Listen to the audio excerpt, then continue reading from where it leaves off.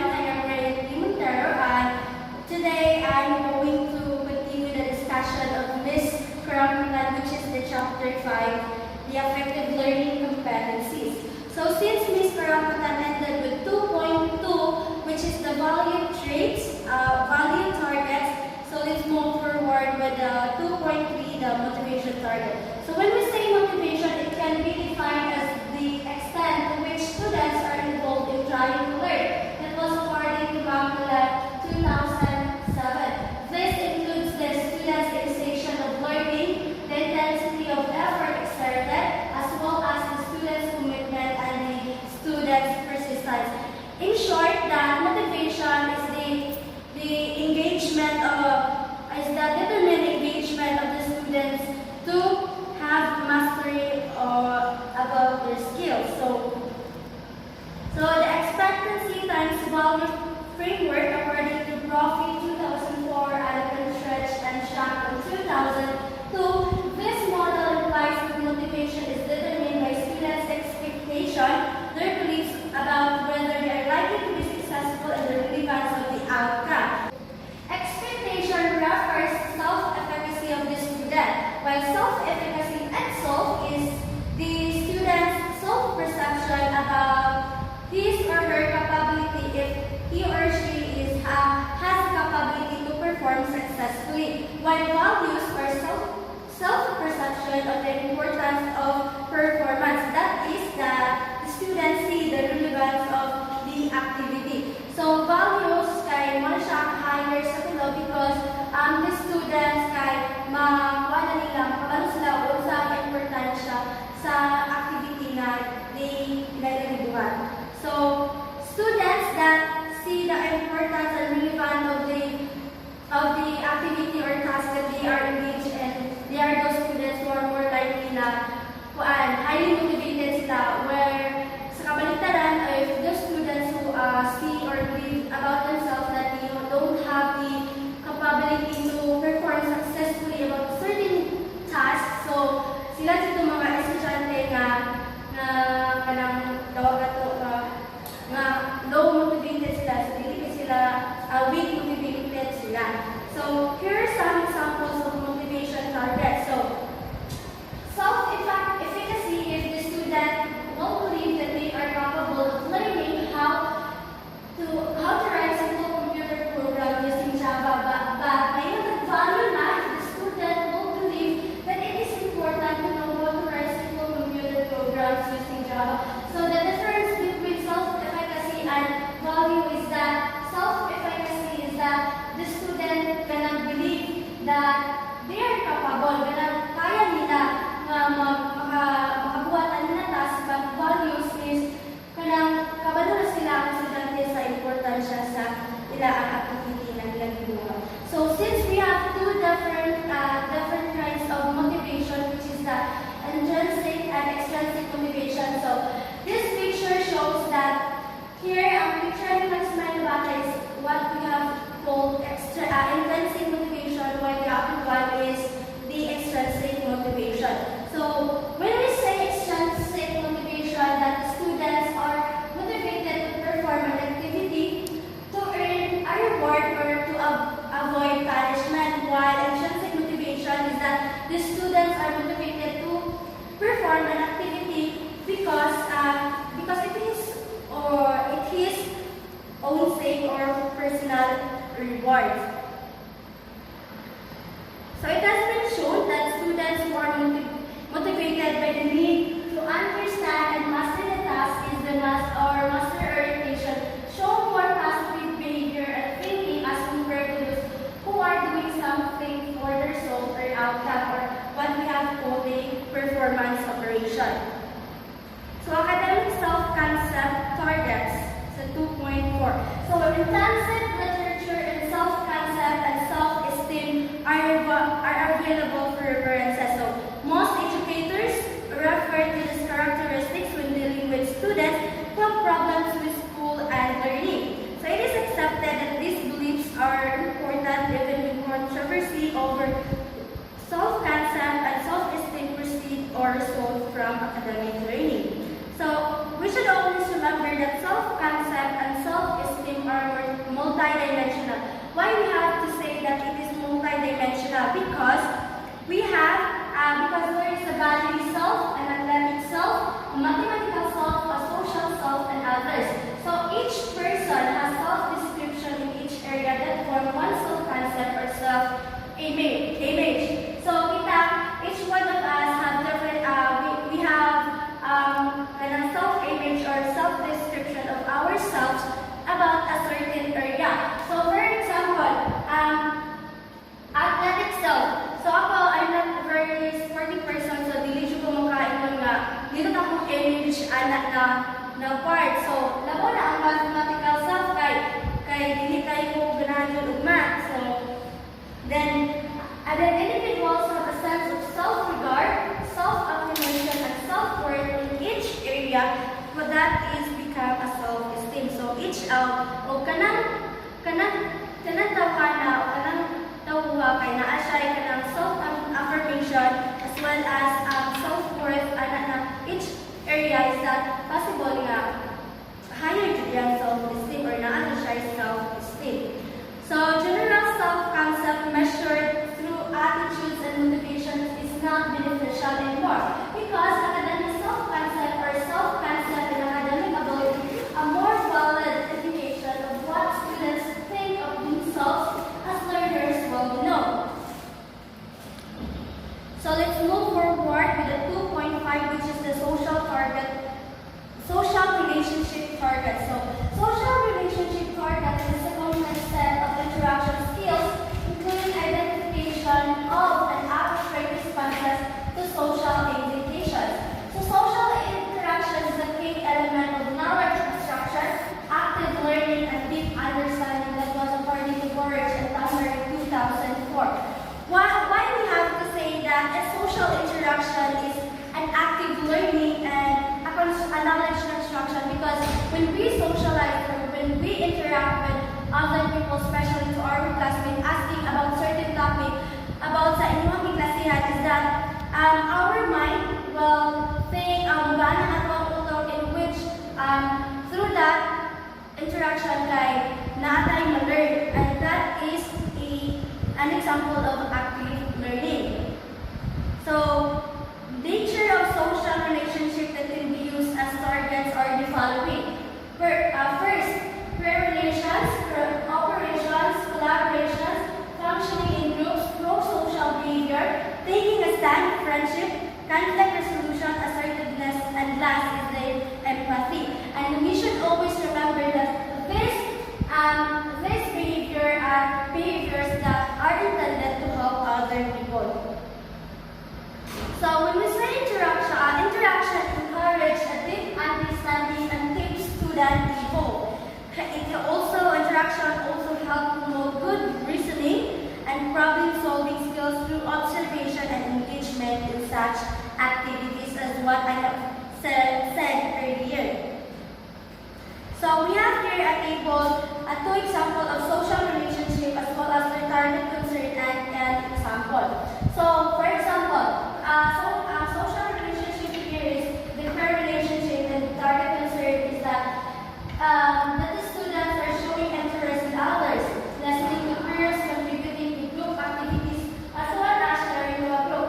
For example, students will share their ideas in small group discussion, and these small group discussions happen inside the classroom, and especially if the teacher is kanang magpabuhat siya o pagkatagawain. So second is the collaborative skills, such the target concern are sharing, listening, volunteering ideas and suggestions, supporting and accepting others' ideas, taking turns, as well as criticizing constructively. So here students will demonstrate that they are able to negotiate with others and compromise.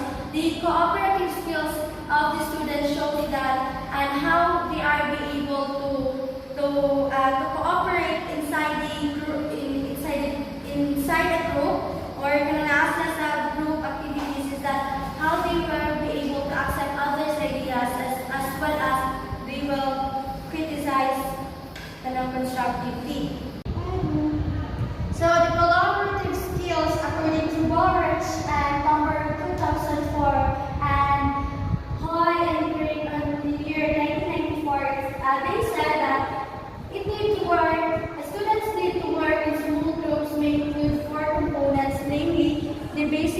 interaction, getting along, coaching, and fulfilling particular rules. So when you are not inside the group, sa grupo is that you have here the basic interaction. For example, kung sa may buhato na to, kinsay mo buhaan ani, and in fulfilling particular rules, di ba? Kaya inyo ang leader, anak, kaya inyo nga, ikaw answer number 1, ikaw answer number 2, and you as a student na tagaan nga particular rule, kaya you should fulfill it. So, a general target regarding improved social relationships or improved collaboration skills does not provide specifics to focus interaction and assessment. So let's move forward with the student classroom environment target. So classroom environment targets includes the classroom environment, the classroom climate, as well as the classroom culture. So we have here a table that shows the characteristics and the description. So the characteristics, for example, affiliation. The description is the extent to which students like or accept each other.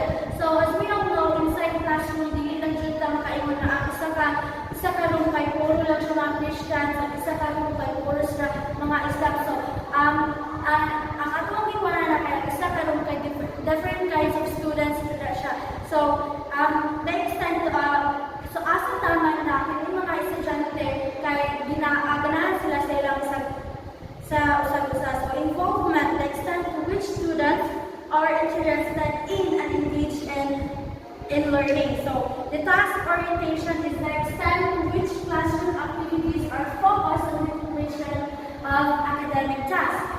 In task orientation, it focuses on the completion of academic tasks. Halimbawa na naman na kapag ang inyong guro ay nagbibigay ng mga certain tasks, then it's up to the students and how they will be able to paunsa nila makumpleto or makuman ng task na gihatag sa ilang isla.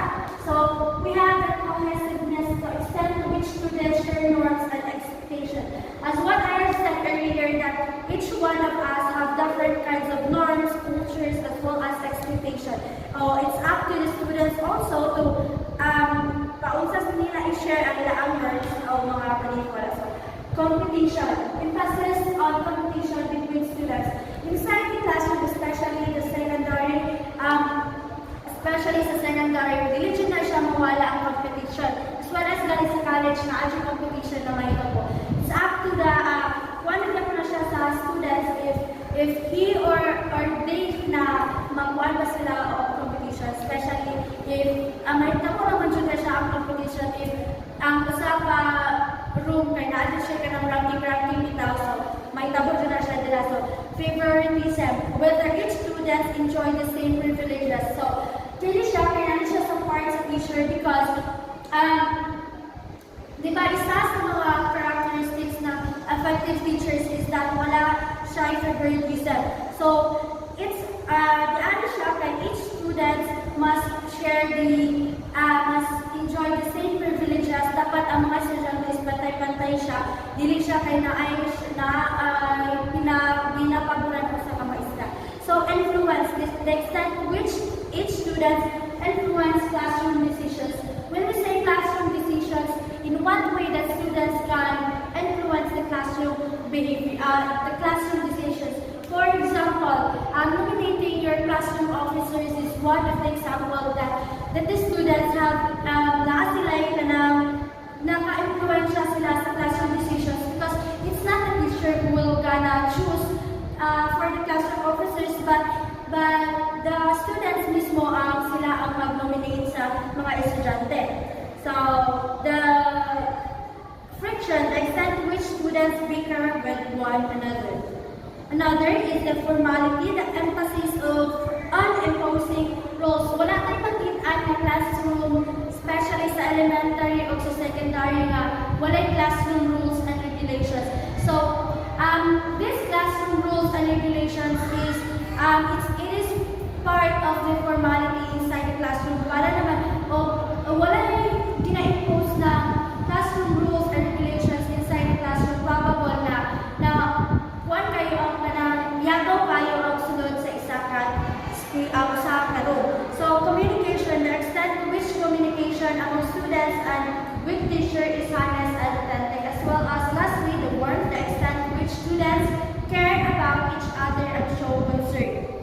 and this demo was according to Macmillan 2007.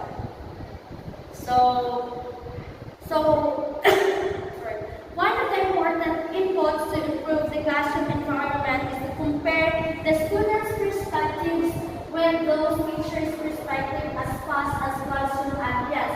So the difference in the perceptions of the students and teachers with respect to the level of positivity of the classroom environment is a good source of information to identify what areas to improve in classroom environment so as to maximize the student learning. So, dapat dyan nato na may bawaan ang perspective sa student o perspective sa teacher because para pag may bawaan nato ang kalahiran sa perspective sa teachers and perspective sa estudyante that para makatabang siya para mas mapanindot o mapahapsay ang classroom environment as well as the classroom ambience. So we have here the last part, the affective domain of taxonomy of educational objectives, and this taxonomy was an extended goals taxonomy of educational objectives kay gibuhat siya ni David Craftwall who put together with his colleagues that has been extended by na-extend siyang goals taxonomy through publishing the second taxonomy, and this time we giving emphasis on the affective domain. So we have here at this affective domain kay nasa 5 level. First one is the receiving or attending. Pakibasa ng description. Concerned with students' sensitivity to the existence of certain phenomena and stimuli that is with students' willingness to receive or to attend to the system. So this description, this first level is the attending or receiving. The best example is students does mathematics for grade. So mura ano siya, merely attending lang ang estudyante or merely receiving lang siya the information and as well as ang estudyante is na buwatan siya sa iyang mathematics activities para lamang sa grado, dili kay para naalam siya he or she does the activity for grade. So the second one after the attending is that we have here the responding. So this concerns the responses that go beyond merely attending the phenomena.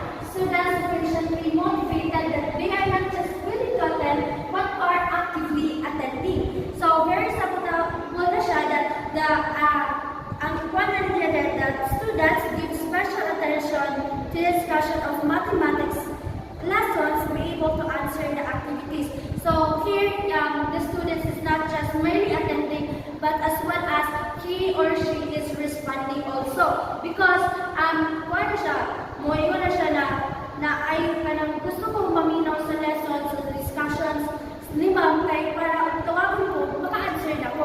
And that is responding, attending, and as well as responding. Hindi na siya kay merely attending lang. So the third one is the valuing. It reflects the students holding of a particular importance or values. So students display behavior with sufficient consistency in appropriate situations that are perceived as holding this value.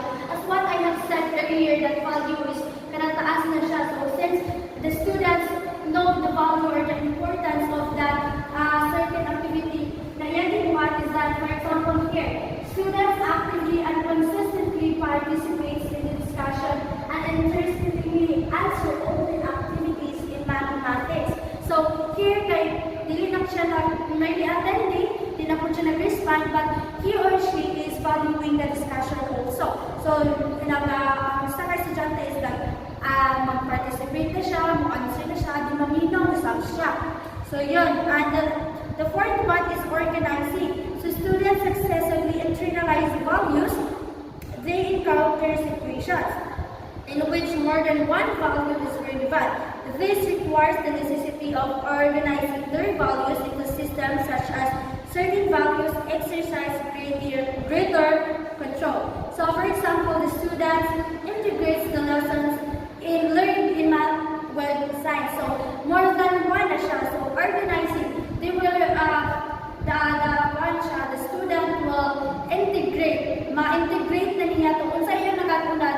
ma-integrate niya sa iyang sa side. So, for example, kato siya, iyang kaning estudyante kay nakato na siya ani math, then ma-integrate niya sa science, which is more than 2 na siya, more than 2 na ang values, and that is relevant also. And lastly is the characterizing by a value or value complex.